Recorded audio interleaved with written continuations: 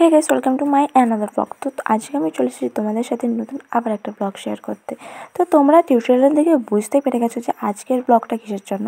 তো আমি তো অনেকটা লেট করেই পৌঁছে গেছি আমার বৌদি ভাইয়ের বেবি শাওয়ারের অনুষ্ঠানের জন্য। তো আমি অলওয়েজ সব জায়গাতে লেট, কেন জানি না আমার কেন এত লেট হয়ে যায় গাইস। সত্যি কথা বলতে গেলে লেট কারণ হয়েছে, তার কারণ হচ্ছে একটাই, যে আমাকে আমার ছোট ভাই কেকের অর্ডার দিয়েছিল বৌদি ভাইয়ের বেবি শাওয়ারের জন্য। কিন্তু আমি যখন বেরিয়েছিলাম, আমি আমার বাপির সাথে বাইকে করে আসছিলাম, কিন্তু ভাগ্যবশত গাড়িটা রাস্তার মাঝখানে একটু ফল্ট করে, আর যার জন্য আমি আসতে আমার অনেকটা লেট হয়ে যায়। তারপর বাস ধরে অনেক কষ্টে এসেছি গাইস, কী আর বলি। তো যাই হোক, ছাড়ো ওসব কথা বাদ দিয়ে এখানে শ্রদ্ধা ভাই আর বৌদি ভাই কি সুন্দর কেক কাটিং করছে, তো তোমাদের সাথে ক্লিপটা শেয়ারই করে ফেললাম।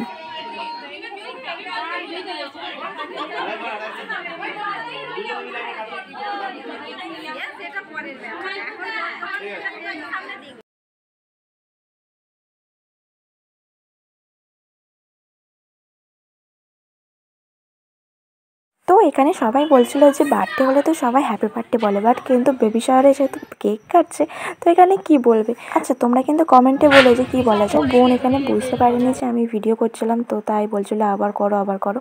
আর এখানে আমার মাসির মেয়ে এক্ষুনি আসবে, এত ঢং দেখাবে কি বলবো গাইস। এরা যে আমাদের বয়সে গিয়ে কি করবে কি জানি। তো দেখে নাও। ভিডিও করতে আগে বন্ধ করে অন্য প্রথম থেকে স্টার্ট করো, প্রথম থেকে স্টার্ট।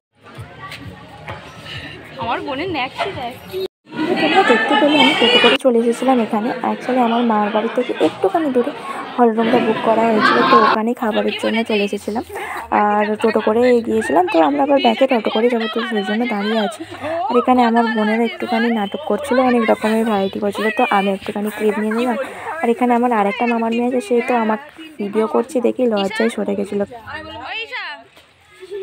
আচ্ছা, তোমরা তো ভিডিও দেখো কিন্তু সাবস্ক্রাইব কেন করো না গাইস? তো যাও না, ঝটপট গিয়ে সাবস্ক্রাইব তো করে দাও। তো তারপর এই যে আমার বৌদি ভাই চলে এসেছিলো, কারণ বৌদি ভাই অনেক কাজ করছিল যেহেতু একটু লেট হয়ে গেছিলো আসতে। আর সত্যি কথা বলতে কি, বৌদি ভাই খুবই ভালো। যাই হোক, আমরা এখানে সবাই মিলে একসাথে যাচ্ছিলাম, কারণ আমাদেরকে একসাথেই যেতে হবে, কারণ এইটুখানি রাস্তা আলাদা গেলে হয় বলো। ফাইনালি আমি চলে এসেছি আমার নিজের মামার বাড়িতে। তো এখানে আমার ছোটো মামার মেয়ে খুব কিউট, তো ওর সাথে একটুখানি আদর করছিলাম। তো আমরা কতটা যে আনন্দ করেছি, তো তোমরা দেখলে হয়তো খুব ভালোভাবে বুঝতে পারবে।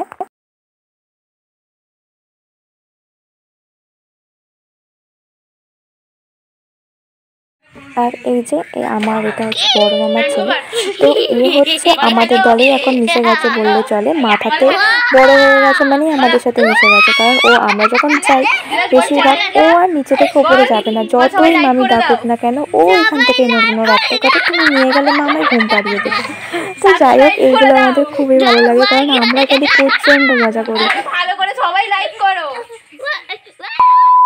তোমরা এখানে ব্যাপারটা বুঝতে পারছো কিনা জানি না, ওর কাছ থেকে আমরা যখন ফোনটা কেড়ে নিচ্ছিলাম তো ও খুব মানে এত কাঁদছিল, সে কী বলবো, ওকে ফোনটা দিয়ে দিলেও কিন্তু চুপ করে যাচ্ছিলো। তো বাচ্চারা সাধারণত এরকমই হয়। এই যে আরেকজনকে দেখতে আমি গিয়েছিলাম, ইনি হচ্ছে আমার বোনপো, কারণ এর ষষ্ঠী পুজোতে আমার না যাওয়া হয়নি, কারণ ওই দিনকে আমার যেহেতু এক্সাম ছিল, তো ওকে নিয়ে আমি খুব খুব আদর করেছি। আবার কবে যাব জানি না। সত্যি কথা বলতে কি, ছোটোবেলার মতো এখন আর অতটা মামার বাড়ি যাওয়া হয়ে ওঠে না।